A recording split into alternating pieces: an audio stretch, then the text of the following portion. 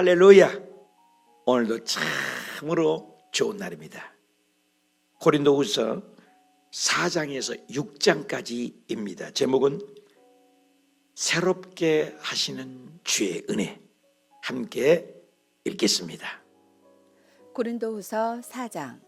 그러므로 우리가 이 직분을 받아 긍휼하심을 입은 대로 낙심하지 아니하고 이에 숨은 부끄러움의 일을 버리고 속임으로 행하지 아니하며 하나님의 말씀을 혼잡하게 하지 아니하고 오직 진리를 나타내므로 하나님 앞에서 각 사람의 양심에 대하여 스스로 추천하노라. 만일 우리의 복음이 가려졌으면 망하는 자들에게 가려진 것이라. 그 중에 이 세상의 신이 믿지 아니하는 자들의 마음을 혼미하게 하여 그리스도의 영광의 복음의 광채가 비치지 못하게 함이니 그리스도는 하나님의 형상이니라. 우리는 우리를 전파하는 것이 아니라 오직 그리스도 예수의 주 되신 것과 또 예수를 위하여 우리가 너희의 종된 것을 전파함이라. 어두운 데에 빛이 비치라 말씀하셨던 그 하나님께서 예수 그리스도의 얼굴에 있는 하나님의 영광을 아는 빛을 우리 마음에 비추셨느니라. 우리가 이 보배를 질그릇에 가졌으니 이는 심히 큰 능력은 하나님께 있고 우리에게 있지 아니함을 알게 하려 함이라. 우리가 사방으로 우겨쌈을 당하여도 쌓이지 아니하며 답답한 일을 당하여도 낙심하지 아니하며 박해를 받아도 버림받지 아니하며 거꾸로 뜨림을 당하여도 망하지 아니하고 우리가 항상 예수의 죽음을 몸에 짊어짐은 예수의 생명이 또한 우리 몸에 나타나게 하려 함이라. 우리 살아있는 자가 항상 예수를 위하여 죽음에 넘겨짐은 예수의 생명이 또한 우리 죽을 육체에 나타나게 하려 함이라. 그런즉 사망은 우리 안에서 역사하고 생명은 너희 안에서 역사하느니라. 기록된 바 내가 믿었으므로 말하였다 한 것 같이 우리가 같은 믿음의 마음을 가졌으니 우리도 믿었으므로 또한 말하노라. 주 예수를 다시 살리시니가 예수와 함께 우리도 다시 살리사 너희와 함께 그 앞에 서게 하실 줄을 아노라. 이는 모든 것이 너희를 위함이니 많은 사람의 감사로 말미암아 은혜가 더하여 넘쳐서 하나님께 영광을 돌리게 하려 함이라. 그러므로 우리가 낙심하지 아니하노니 우리의 겉사람은 낡아지나 우리의 속사람은 날로 새로워지도다.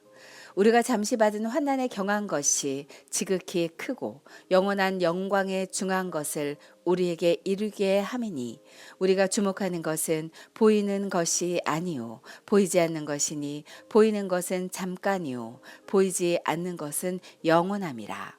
5장.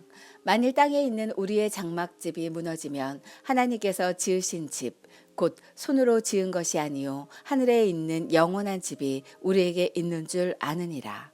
참으로 우리가 여기 있어 탄식하며 하늘로부터 오는 우리 처소로 덧입기를 간절히 사모하노라. 이렇게 입음은 우리가 벗은 자들로 발견되지 않으려 함이라.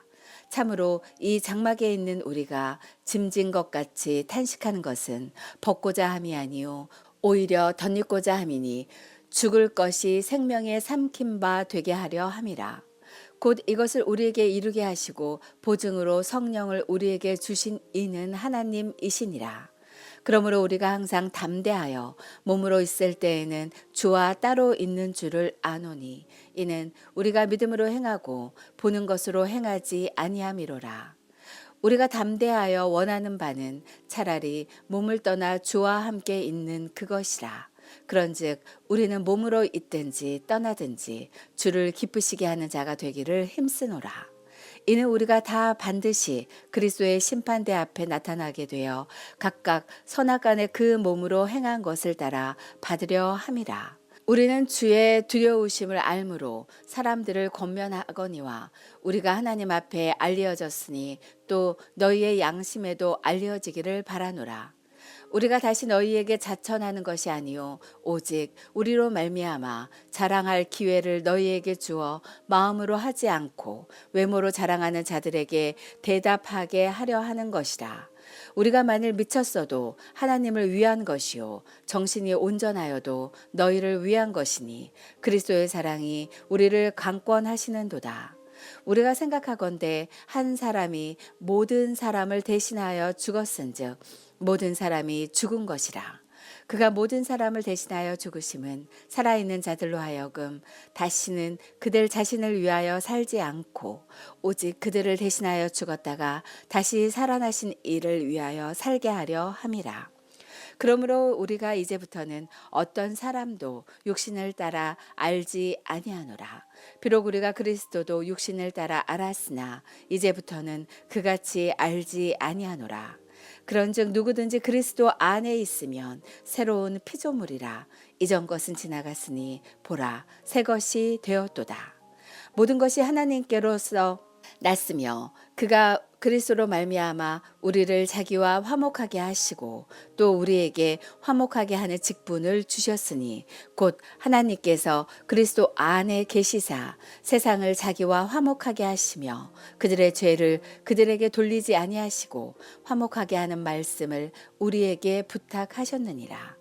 그러므로 우리가 그리스도를 대신하여 사신이 되어 하나님이 우리를 통하여 너희를 권면하시는 것 같이 그리스도를 대신하여 간청하노니 너희는 하나님과 화목하라. 하나님의 죄를 알지도 못하신 이를 우리를 대신하여 죄로 삼으신 것은 우리로 하여금 그 안에서 하나님의 의가 되게 하려 하심이라. 6장 우리가 하나님과 함께 일하는 자로서 너희를 권하노니 하나님의 은혜를 헛되이 받지 말라. 이르시되 내가 은혜 베풀 때에 너희에게 듣고 구원의 날에 너를 도왔다 하셨으니 보라 지금은 은혜 받을 만한 때요 보라 지금은 구원의 날이로다. 우리가 이 직분이 비방을 받지 않게 하려고 무엇에든지 아무에게도 거리끼지 않게 하고 오직 모든 일에 하나님의 일꾼으로 자천하여 많이 견디는 것과 환난과 궁핍과 고난과 매맞음과 갇힘과 난동과 수고로움과 자지 못함과 먹지 못함 가운데서도 깨끗함과 지식과 오래 참음과 자비함과 성령의 감화와 거짓이 없는 사랑과 진리의 말씀과 하나님의 능력으로 의의 무기를 좌우에 가지고 영광과 욕됨으로 그러했으며 악한 이름과 아름다운 이름으로 그러했느니라. 우리는 속이는 자 같으나 참되고 무명한 자 같으나 유명한 자요 죽은 자 같으나 보라 우리가 살아있고 징계를 받는 자 같으나 죽임을 당하지 아니하고 근심하는 자 같으나 항상 기뻐하고 가난한 자 같으나 많은 사람을 부요하게 하고 아무것도 없는 자 같으나 모든 것을 가진 자로다. 고린도인들이여 너희를 향하여 우리의 입이 열리고 우리의 마음이 넓어졌으니 너희가 우리 안에서 좁아진 것이 아니라 오직 너희 심정에서 좁아진 것이니라. 내가 자녀에게 말하듯 하노니 보답하는 것으로 너희도 마음을 넓히라. 너희는 믿지 않는 자와 멍에를 함께 매지 말라. 의와 불법이 어찌 함께하며 빛과 어둠이 어찌 사귀며 그리스도와 벨리알이 어찌 조화되며 믿는 자와 믿지 않는 자가 어찌 상관하며 하나님의 성전과 우상이 어찌 일치가 되리요. 우리는 살아계신 하나님의 성전이라. 이와 같이 하나님께서 이르시되 내가 그들 가운데 거하며 두루 행하여 나는 그들의 하나님이 되고 그들은 나의 백성이 되리라. 그러므로 너희는 그들 중에서 나와서 따로 있고 부정한 것을 만지지 말라.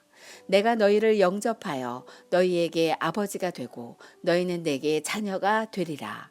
전능하신 주의 말씀이니라 하셨느니라. 할렐루야. 아멘. 잘 읽으셨습니다.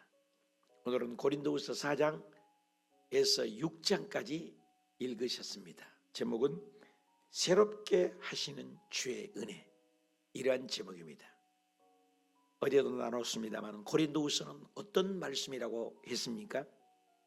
바울이 변호하는 것입니다. 고린도 전서는 2차 선교행 때에서 에베소에서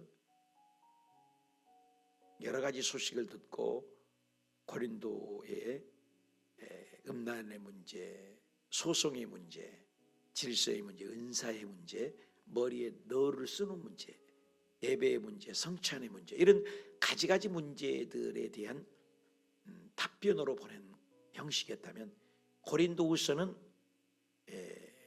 에베소서에서 이제 드로아를 지나 마게도냐까지 왔을 때 들려오는 소식이 눈물로 쓰신 편지를 보냈는데, 사도에 대해서 거짓 사도야, 가짜야, 말만 많아, 약속도 안 지켜, 사도권도 추천서도 없이 문제가 있다, 이런 여러 가지 사도권에 대한 권위에 대한 말이 들려오니 가슴이 아파가지고 그에 대한 변명을 합니다. 약간은 격앙된 모습이기 때문에 질서가 없습니다. 무질서합니다. 인격성이 보입니다. 감정이 있지요. 그렇지만 하나하나 살펴보면 4장에는 질그릇에 담긴 보배라라는 말을 합니다.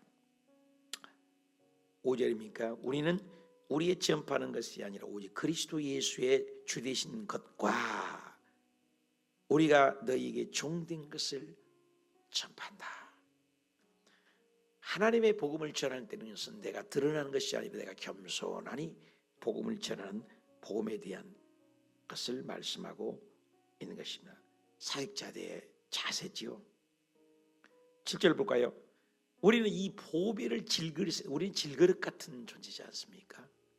그러나 담긴 것이, 여러분, 그릇이 문제가 아니라 담긴 것이 문제잖아요. 간장을 담으면은 그 그릇이 아무리 좋아도 간장 그릇이죠. 그릇은 별품이 없을지라도 된장을 넣으면 된장 그릇이 되잖아요. 금을 담으면 그릇이 안 좋게 생겨도 금 그릇이 되는 것 아니겠습니까? 보배, 예수 그리스도는 보배롭잖아요. 보배를 우리가 질그릇에 담았다, 이렇게 표현을 하는 것이죠. 그래서 우리는 전파하는 것이 오직 그리스도의 복음을 전하, 이 보배를 질그릇에 가졌다. 이는 심히 큰 능력이 하나님께 있고 우리에게 있지 않는 것이다. 8절을 볼까요? 사방으로 우겨쌈을 당하여도 쌓이지 않고, 답답한 일을 당하여도 낙심하지 않고, 박해를 박아도 버림받지 않고, 거꾸림을 당하도 망하지 않는다. 역설이죠. 환난과 풍포와 어려움이 복음을 전할 때 얼마나 많습니까? 그러나 보배를 질것을 가졌기 때문에 우겨쌈을 당하고, 답답한 일을 당하고, 거꾸로뜨림을 당하고, 박해를 박해도 망하지 않는 것이죠. 예수 그리스도는 스데반 집사님이 돌에 맞아 죽어도 그 얼굴이 천사와 같이 영원한 천국을 바라보지 않습니까? 그러면서 10절에 중요하죠. 함께 읽을까요? 항상 예수의 죽음을 몸에 짊어지면, 항상 이게 복음인 겁니다. 예수님의 십자가의 죽음, 그리고 뭐요? 예수 생명이 또한 우리 몸에 나타나게 하리라.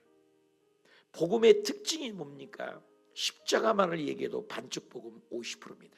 부활만 너무나 강조해도 그것도 50% 봅니다. 진정한 복음은 예수 그리스도의 고난의 동참과 플러스 부활을 바라보는 것입니다. 그래서 예수 그리스도를 믿고 우리가 금요일 날 철야를 끝나고 청소도 하고, 시간을 들여 성가대를 하고, 양떼들을 섬길 때 봉사를 하고 헌신을 하면서도, 내 호주머니를 털어서 구제하면서도 하나님의 복음을 전하는 것입니다. 오늘 저녁에 양서성전에 갔는데 놀라운 것을 봤습니다.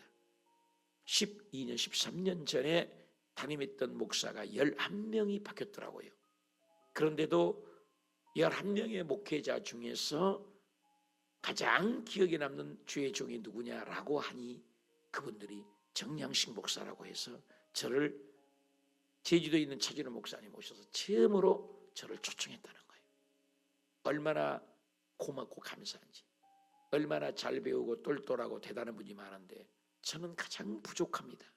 단 한 가지, 새벽마다 기도하고 새벽마다 안수하고, 그 기도책이 지금도 제가 하고 있습니다. 이렇게 두꺼운 책을 넘기면서 기도하고 성실하게 섬긴 것 밖에는 아무것도 없습니다. 그런데 제 이후로 수많은 목회자님들이 다녀가셨지만 철야가 100명 고장 안짝의 옷입니다. 그런데 제가 와서 금요철야를 할 때 640명을 아직도 깨지 못해요. 640명이 철야가 왔다는 거 놀랍지 않습니까? 새벽 예배 보통 20-30명 보통 오는데 새벽 예배가 440명이 왔어요. 그걸 그들이 기억하고 있어요. 그리고 주의 종이 밥을 사주는 것은 쉽지 않잖아요.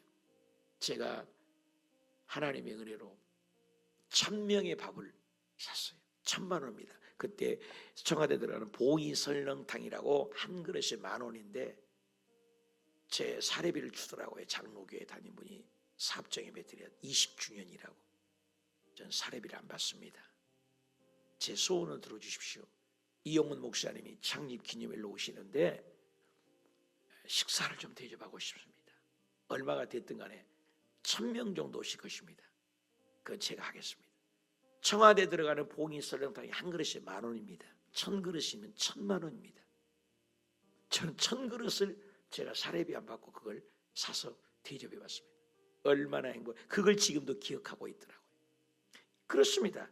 우리가 예수 그리스도의 십자가의 몸을 짊어지고 부활을, 그러니까 고난도 함께 하고 부활도 함께 하는 것이 복음이지, 그저 좋은 것만, 그저 십자가만, 그건 복음이 아니에요. 항상 복음을 열 때 예수 그리스도의 죽음과 부활을 얘기한 것이 진정한 복음이다. 그러면서 16절에 그러므로 낙심하자는 우리가 겉사람은 호피하도. 이번에 갔더니 장로님도 연세 드신 분이 많이 계시고, 아까운 것은 여성교 회장님이라고 박덕순 권사님이 얼마나 열심히 섬겼는데 혈액암으로 60대인데 올해 1월달에 천국을 가셨다 해서 마음이 무겁습니다. 그리고 그렇게 저를 도와준 장로님이 최병희 장로님인데 또 천국을 가시고, 이모저모 벌써 10년이 지났다고 몇 분들이 가셨더라고요. 우리 교회도 마찬가지죠. 또 앞으로 10년 후에 또 어떤 얘기를 우리가 또 이 자리에서 나눌까요? 정말로 기회는 겉사람은 우피하나 우리의 속사람은 날로 새롭다. 주님 나라. 그러면서 5장에 아주 유명하죠. 만일 우리의 육신의 땅에 있는 장막집이 무너지면 손으로 지은 집이 아닌 하나님께서 지으신 집, 영원한 집으로 우리가 이사간다. 장례 때 많이 하는 설교죠. 우리가 이 땅에 바울이 그렇게 수고하고 있었지만 소망이 있는 것은 겉사람을 우피하고 속은 날로 새로워지고 가지만 때가 되면 이 세상의 장막을 벗을 때가 있다. 영원한 인생이 어디 있습니까? 석가나 맹자나 공자나 윤리와 도덕가나 마음의 어떤 종교도 무덤을 자랑합니다. 뼈다구를 자랑합니다. 사리를 자랑합니다. 기독교만 부활을 얘기합니다. 예수님은 빈 무덤입니다. 그런 얘기가 있습니다. 크리스마스가 돼가지고 초등학교 아이들을 선생님이 부활을 상징하는 것들을 하나씩 가져와라. 똘똘하죠. 요즘 애들. 선생님 선물을 딱 상자에 넣어왔어요. 첫 번째 아이 보니까는 계란을 가져서 옳지. 계란이 부활하는 건 부활을 상징하잖아요. 계란이 있으면 생명이 나오는 건 부활이죠. 두 번째 아이 상자를 가져서 열어보니까 나뭇이파리에 생명력이 넘치는 나뭇이파리를 가져서, 그렇습니다. 겨울에 앙상한 가지나무가 봄이 되면 파릇파릇 싹이 나는 건 부활을 상징합니다. 세 번째 아이가 상자를 가져왔습니다. 뚜껑을 열어보니 조그마한 누에를 가져왔습니다. 벌레를. 누에가 뭐냐? 누에가 자라면 어떻게 돼요? 나비가 되잖아요. 여러분, 부활을 상징하는 것입니다. 그 네 번째 아이, 마지막 아이를 가져왔는데 정신 약간 2%가 부족한 아이입니다. 다들 왕따를 하고 손가락질하고 너는 뭘 가져왔냐? 얘는 아무것도 안 가져왔대요. 막 선생님께 고자는데 그 아이는 가져왔는데 너는 뭐 가져왔냐? 선생님이 대미는데 부끄럽게 내미는데 아무것도 상자에 열어보니 없는 빈 껍데기에 상자였습니다. 아이들이 막 놀려댑니다. 애들도 다 놀랍니다. 부활을 상징한 것은 계란이야. 부활을 상징한 것은 나뭇잎의 생명력이야. 부활을 상징한 것은 벌레 같지만 누에지만 나비가 되는 찬란한 부활을 상징하는. 근데 너는 어떻게 깔깔깔깔깔 웃어대고 비웃으면서 빈 상자를 갖고 있습니다. 이윽고 그 아이가 뜨문뜨문 말을 더듬으면서 말합니다. 너는 왜 이걸 가져왔냐 했을 때, 선생님, 예수님은 부활 살아나셨잖아요. 그러니 무덤은 빈 무덤이잖아요. 그래서 빈 상자가 맞잖아요. 와, 여러분, 부활, 예수님의 십자가 죽음이 끝난 게 아니라 육신의 장막이 벗어지면 영원한 집이 있는데, 부활을 상징하는 계란일 수 있습니다. 생명나무일 수 있습니다. 조그만 누에가 나비가 되어서 나는 부활을 찬란하게 드러내는 확실한 증거일 수 있습니다. 그러나 진정한 것은 세상의 모든 종교는 무덤이 있습니다. 마호멧, 석가, 맹자, 공자, 소크라테스, 유대인, 예술인 전부 인생은 죽으면 무덤과 뼈다구 사리를 자랑합니다. 왕은 왕릉을 자랑. 기독교만큼은 빈 무덤인 것입니다. 부활이 있습니다. 영생이 있습니다. 여기에서 만일 땅에 있는 장막집이 무너지면 손으로 지은 집이 아닌 영원한 집이 우리에게 있다는 것입니다. 그래서 4절에 죽을 것이 사망에 삼킴받게 하려 합니다. 영원한 집이 있다. 10절에 우리가 알리는 예수 믿으면 그리스도의 심판대 앞에 간다. 그래서 바울은 8절에 고백합니다. 차라리 우리가 담대하여 이 세상을 떠나 주와 함께 거하는 거예요. 여러분, 이 땅에 고난과 아픔과 환난과 핍박과 수많은 악재가 있습니다. 그러나 우리의 진정한 소망은 이 땅이 아니라, 땅의 것이 아니라, 육적인 것이 아니라 일순간이고 찰나적이고 순간적인 것이 아니라 영원한 천국집이 있다는 것이지요. 그러면서 8절에 우리에게 화목하게 하는 직분을 주었다. 이 땅에 본질이 아는 것 때문에 싸우고 으르렁대지 말아라. 화목해라. 예수님 우리를 위하여 화목제물로 죽으신 것처럼 19절에 화목하게 하는 말씀을 우리에게 부탁하셨다. 20절에 우리가 그리스도를 대신하여 사신이 되어 그리스도를 대신하여 간척하노니 너희는 하나님과의 화목하라. 원수되었던 우리를 예수 그리스도께서, 하나님과 우리는 원수였습니다. 단절되고 분리되었습니다. 그런데 예수 그리스도의 십자가의 죽으심으로 믿는 자마다 하나님과 화목하게 되었다는 것이지요. 얼마나 감사합니까? 6장입니다. 6장에는 고난의 길, 내적인 능력을 얘기하는 것이죠. 예수 믿는 사람들은 4절에 오직 모든 일에 하나님의 일꾼으로 자천한다. 바울은 추천서 안 받은 사도가 거짓말이야. 스스로 나는 자천한다. 자기를 추천하는 것이죠. 환난과 공핍과 고난과 매맞음과 갇힘과 난능과 수고로움과 자지 못함과 먹지 못한 가운데 깨끗함과 지식과 오래 참음과 자비와 성령의 가화와 거짓이 없는 사랑과 진리의 말씀 하나님의 능력으로 내가 살았다. 얼마나 내가 어려움을 당했는데 내가 진짜이기 때문에 이 고난을 견디고 이겼다는 것입니다. 그러면서 바울이 고백을 합니다. 9절에 무명한 자 같으나 유명한 자요, 죽은 자 같으나 보라 우리가 살아있고 징계를 받는 자 같으나 죽임을 당하지 않고 근심하는 자 같으나 항상 기뻐하고 많은 사람을 부유하고 없는 같이라 부유하게 하는 자로다. 그렇습니다. 예수 그리스도를 믿는, 아무리 힘들어도 그 고난 속에 동참해 나간 진짜 사도라고 변명을 하는 것이죠. 그러면서 14절에 너희는 믿지 않는 자와 멍에를 같이 하지 말아라. 불법이 어찌 빛과 어둠을 사귀겠느냐. 예수 믿는 사람은 구별된 삶을 살아야 된다. 15절 벨리알과 그리스도와 귀신과 예수님과 어떻게 동의하고 빛과 어둠이 어떻게 공존하고 믿지 않는 자와 믿는 자가 어찌 생각하느냐. 믿는 자는 세상 사람과 뭔가 구별된 삶, 거룩한 삶을 살아야 한다. 여러분, 예수 믿는 가장 큰 특징은 뭡니까? 구별되고 성별된 삶을 살아야 합니다. 그래서 성직자라고 합니다. 성의라고 합니다. 성가대라고 합니다. 성찬이라고 합니다. 성전이라고 합니다. 구별된다는 거죠. 그래서 저와 여러분은 세상 사람과 달리 비록 땅을 뒤덮고 살고 있지만 세상이 교회에 침몰되면 안 돼요. 노아의 배가 세상에 떠 있어요. 세상은 물이에요.